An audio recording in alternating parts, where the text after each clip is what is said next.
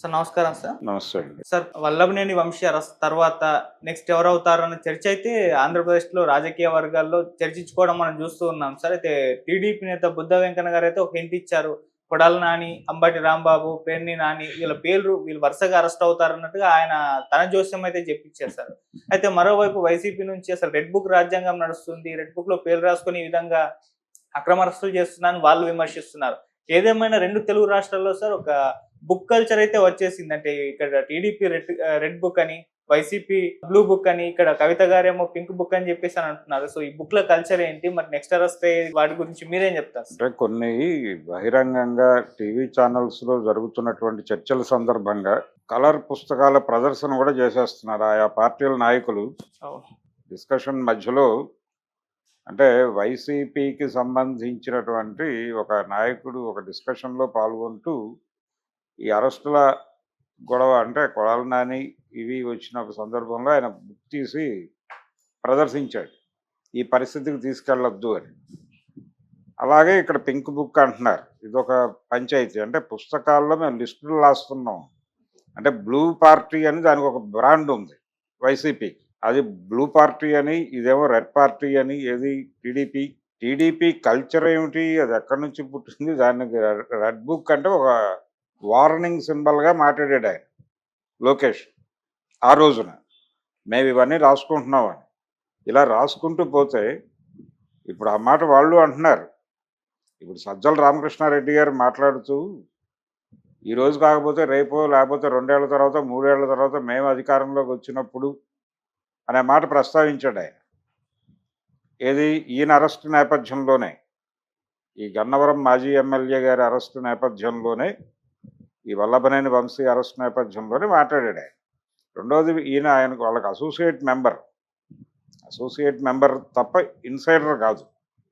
కాబట్టి రకరకాల పద్ధతుల్లో మాట్లాడుతున్నారు వాళ్ళు. ఇప్పుడు తెలుగుదేశం వైపు నుంచి విపరీతమైన ఉత్సాహం కనిపిస్తోంది. ఎంత ధైర్యం ఉంటే ఇప్పుడు ఆ కేసు ఎవరైతే పెట్టారో అతన్ని కిడ్నాప్ చేసి బెదిరించే ప్రయత్నం జరిగింది అనేది కదా ఎస్టాబ్లిష్ అయినటువంటి ఫ్యాక్టు. అతన్ని అంటే ఇప్పటికీ మా రాజ్యమే నడుస్తోంది అన్న పద్ధతిలో అతను ఎంత ధైర్యం ఉంటే ఈ పని చేస్తాడు. కాబట్టి అతని మీద ఇంకొంచెం సీరియస్‌గానే కేసులు పెట్టాలి అన్న టోన్‌లో మాట్లాడుతున్నారు. రెండోది ఈ కేసు సరిపోదని కూడా మాట్లాడుతున్నారు. ఏది బయట డిస్కషన్స్‌లోకి వచ్చినోళ్ళు ఎట్టి పరిస్థితుల్లోనూ కక్ష సాధింపు జరిగి తీరాలి, గుడివాడ వెళ్ళాలి, కొడాలి నానిని పట్టుకోవాలా,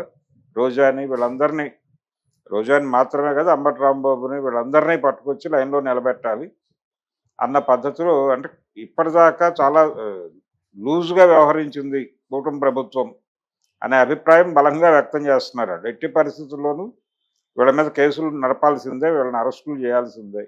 ఇదంతా అంటే ఇది ఇబ్బందికరమైనటువంటి పరిస్థితికి దారితీస్తుంది అనుకోనక్కర్లేదని రీజన్ కూడా చెప్తున్నారు. అంటే ఎలక్షన్ మూడ్‌లో అప్పటికి ప్రభుత్వ పరిపాలన కొంతకాలం నడిచి ఉండి, ప్రభుత్వ వ్యతిరేక ఓటు పోగుబడి, ఆ పోగుబడినటువంటి ఓటుని ప్రొవోక్ చేసే పద్ధతిలో అరెస్టులు అప్పుడు తప్పు తప్ప, ఇప్పుడు అరెస్టులు చేయటం సబబే. ఇది హెరాయిక్‌గా ఉంటుంది. మనం రివెంజ్ ప్రోగ్రామ్ కూడా ఉండాలి రాజకీయాల్లో. దెబ్బకి దెబ్బ చెప్పకపోతే వీళ్ళు కంట్రోల్ అవుతారా, మాట వింటారా అన్న టోన్‌లో మాట్లాడేస్తున్నారు. అంటే కక్ష సాధింపు ప్రోగ్రామ్ చాలా నిస్సిగ్గుగా ఎటువంటి ఇబ్బంది లేకుండా చేసేస్తున్నారు. ఇది డెమోక్రసీ అని చెప్తున్నారు పైగా. ఇది డెమోక్రసీ అని చెప్తున్నారు.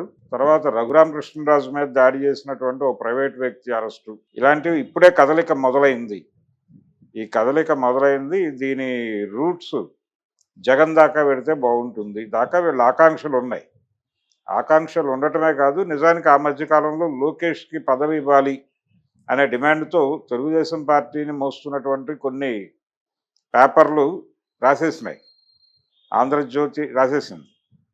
రాసేయటం వెనకాల ప్రోగ్రాం కూడా ఇదే. అంటే ఏపీలో కేసులు పెడతారు తప్ప అరెస్టులు జరగవు అని వెటకారంగా కూడా మాట్లాడేశారు వారు ఆంధ్రజ్యోతి పేపర్ నుంచి. సో ఈ ధోరణి ఉంది.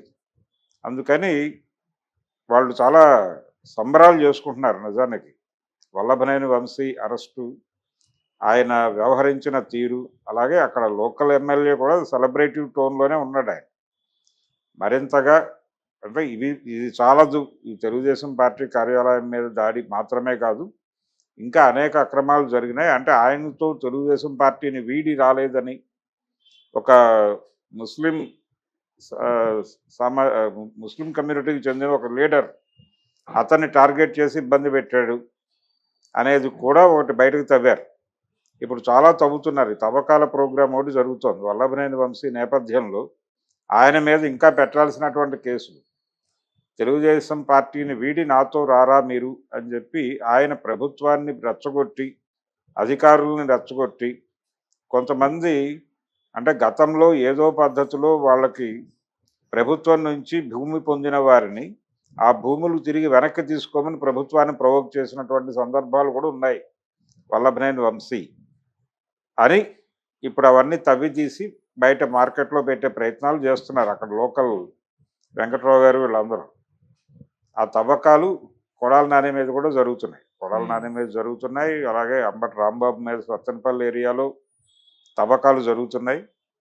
ఈ తవ్వకాలన్నీ కూడా పట్టుకొచ్చి పెట్టే ప్రయత్నం చేస్తున్నారు. ఈ సందర్భంలో వాళ్ళు బ్లూ బుక్ చూపిస్తున్నారు, మేము ఇవన్నీ రాసుకుంటున్నాం కాబట్టి భవిష్యత్తులో మీరు కూడా సిద్ధపడిపోండి అని. అసలు మీకు అధికారం రావడమే కల్లా అని మాట్లాడుతున్నారు. అయిపోయింది, మీకు ఒక అవకాశం ఇచ్చారు, ఒక ఛాన్స్ అన్నారు, మీరు ఒక ఛాన్స్ ఇచ్చేసారు, అయిపోయింది, ఇంకా మీకు జీవితంలో లేదు, మీరు అలా చేసుకున్నారు కాబట్టి మీకు ఇంకా మాట్లాడే రైట్ లేదు అని లెవెల్లో వీళ్ళు టీవీ డిస్కషన్స్లో మాట్లాడేస్తున్నారు. సంయమనం కోల్పోయి మాట్లాడటం అన్నది కనిపిస్తుంది. ఇప్పుడు ఈ మధ్యకాలంలో ప్రతి ఇష్యూలోనూ అందరూ సంయమనం కోల్పోయి మాట్లాడుతున్నారు. కవిత గారు మాట్లాడిన పింక్ బుక్ గొడవ కూడా అదే, మేము రాసుకుంటున్నాం. ఇది ఇప్పుడు పుస్తకాల గొడవగా మనకు కనిపిస్తోంది. కానీ గతంలో తెలుగుదేశం పార్టీ అధికారంలో ఉండగా అంటే 2014లో తెలుగుదేశం ప్రభుత్వం ఏర్పడిన సందర్భంగా ఒక ఎయిర్పోర్ట్లో జగన్మోహన్ రెడ్డిని ఆపారు, వైజాగ్లోనే. ఆపిన సందర్భంగా ఆయన కూడా అధికారుల మీద ఈ భాషే వాడాడు. ఎంతకాలం ఉంటారనుకుంటున్నారు మీరు, రేపు వచ్చేది మా ప్రభుత్వమే, అప్పుడు మేము మీ పేర్లన్నీ మాకు గుర్తుంటాయి అన్నాడు ఆయన ఆ రోజు. ఇలా చంద్రబాబు అరెస్ట్ జరిగినప్పుడు కూడా ఈ మాటలు మాట్లాడాడు టీడీపీ వాళ్ళు. ఎవరెవరు వెళ్ళారో వాళ్ళందరూ గుర్తుంటారు మాకు అని. ఈ గుర్తుపెట్టుకోవడం, రికార్డు చేసుకోవడం, రాసుకోవడం, కక్ష సాధింపు చేయటం అనేది ఓపెన్ ఏరియాలో మాట్లాడేస్తున్నారు. ఇబ్బంది పట్టలేదు, అది కల్చర్గా మార్చేసేటువంటి ప్రయత్నం చేస్తున్నారు. డెమోక్రసీలో ఈ కక్ష సాధింపు రాజకీయ కల్చర్ వచ్చేస్తే, ఈ సంస్కృతి విస్తరిస్తే మరింత ప్రమాదకరంగా తయారవుతుంది. జరుగుతాయి కూడా, కానీ ఇది ఓపెన్గా చెప్పేసుకుంటున్నారు. ఇప్పుడు ఆయన అంటే విజయవాడ నుంచి టీడీపీ లీడర్ ఒక ఆయన మాట్లాడుతూ లిస్టు ప్రకటిస్తున్నాడు. ఆయన ఈ లిస్టు ప్రకటించడం అనేది ఎక్కడి నుంచి మొదలైంది ఈ కల్చర్ అనేది ఒక్కసారి వెరిఫై చేసుకుని ఓపెన్ ఏరియాలో మాట్లాడుతున్నాం అనే స్పృహ, అంటే హీరోయిక్గా వెళ్తున్నాం మేము అనుకుంటున్నారు. ఇది హీరోయిక్ కాదు, మీరు హీరోలు కాదు, మీరు ప్రజా సేవకులు, ప్రజలకు సేవ చేయడం కోసం రాజకీయాల్లోకి వచ్చామనే స్పృహ కలిగి బిహేవ్ చేయండి. మీరేదో పెద్ద మోనార్కుల్లాగా మేమే శాసనకర్తలము అన్న పద్ధతిలో బిహేవ్ చేస్తే రేపు పొద్దున బుద్ధి చెప్పే అవకాశం ప్రజలకు ఉంటుంది. కానీ వీళ్ళ ధోరణి చూస్తే అసలు ప్రజలతో సంబంధం లేకుండా మేము గెలుస్తున్నాం అన్న పద్ధతిలో కనిపిస్తున్నారు. ఓటర్ రహిత ప్రజాస్వామ్యం ఉంది ప్రస్తుతం, మేము క్యాలిక్యులేషన్స్ ప్రకారం మా పద్ధతిలో మేము పెడితే మేము గెలిచేస్తాం అన్న ధోరణిలో మాట్లాడుతున్నారు. ఈ లెవెల్ బలుపు పెరిగితే ప్రమాదం నాయకులకి, కానీ పెరిగిందంటే దీని వెనకాల రకరకాల భరోసాలు ఉన్నాయి. ప్రజల్ని మెప్పించాలని కూడా వాళ్ళు అనుకోవట్లేదు, ఓటర్ని మెప్పించాలని కూడా అనుకోవడం లేదు, ఇష్టం వచ్చినట్టు మారుతున్నారు. ప్రజలు కొంచెం సీరియస్గా రియాక్ట్ అయ్యి ఇలా మాట్లాడుతున్న వాళ్ళని బహిరంగంగా ఖండించడం మొదలు పెడితే తప్ప ఇలాగరు. ఇది కరెక్ట్ కాదు. ఎవరు చేసినా, ఎవరు మాట్లాడినా. సజ్జల రామకృష్ణారెడ్డి నిన్న ఆ మాట అన్నాడు ఓపెన్గా, మేము రావా రేపు అని. ఇదే మాట అప్పుడు లోకేష్ మాట్లాడాడు. లోకేష్ మాట్లాడినప్పుడు మీరు ఖండించారు కదా, ఇదేమిటి బెదిరింపు రాజకీయాలని.